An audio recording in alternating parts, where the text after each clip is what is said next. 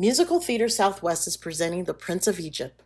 With powerful storytelling and soaring music, it becomes one of history's most epic journeys to the stage. And we have Nick Goodwin and Brian Pennington to tell us more about it. Well, guys, thank you for joining me tonight to talk more about the production Prince of Egypt. So, I want to start with tell us about the show. What's it all about? So The Prince of Egypt is based on the 1998 animated film of the same name by DreamWorks Animation. I believe it was supposed to be their first animated film, but it was beat out by Ants, I guess, because they were like trying to compete with Bugs Life at the time, but it Mm-hmm. was meant to be their first animated film. It's based upon the Book of Exodus, so the I think like the first couple chapters basically from the Hebrew children being killed by the previous Pharaoh, all the way up until the Exodus occurs and Moses comes down from the mountain with the Ten Commandments. And then it goes even worse from there, basically.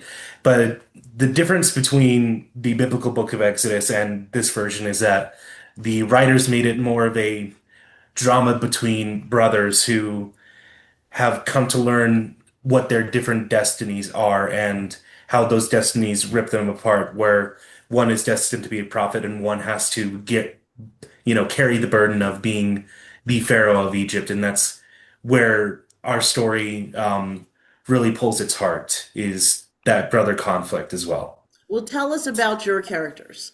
I play the character of Ramesses. In this, I end up becoming Pharaoh by the end of the show. I feel like in general, he deals with a lot of societal pressures in being his character and trying to not deviate necessarily from where the Egyptians want him to be, as far as being the leader of the people and trying to uphold a status, basically, in that process. As he's learning, growing up, he learns a lot from Moses just because that's his brother. And he feels like he can rely on him a lot more than he normally would anybody else because he feels like he can naturally be himself. Unlike when he's with his parents, where he has to put on almost like a mask. Well, Moses being the second son, he doesn't really have all that much pressure put on him. He's not going to be the one who to carry on the Pharaoh's dynasty. So he's a bit more playful, and that's why he can be himself and try to encourage Ramses to be himself in a lot of different ways. But then when he discovers that he is a Hebrew, his world completely unravels. He had a place, and even so, that place wasn't very concrete. He doesn't really do much as a second son. He's the playboy. He gets to do whatever he wants. There's no real responsibility on him.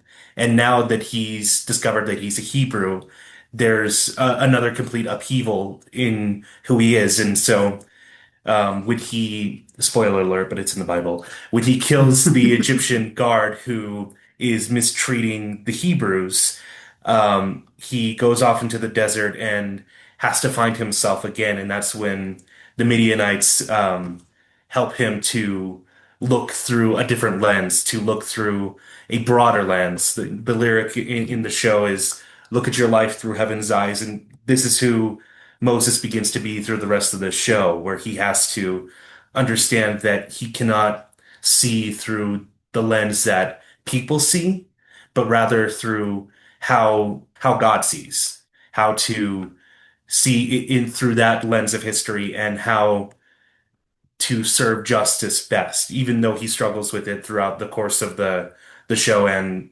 obviously throughout the whole biblical canon that he's a part of. Well, I know that the soundtrack, just knowing from the animated film, was an excellent soundtrack. And you guys are going to be performing this in a theater that actually hasn't been used for a while. So, how does it feel to be performing back at the African American Performing Arts Center? The last time I was on that stage was 2016. I Wow. was there for Beating the Beast with MTS as well, actually.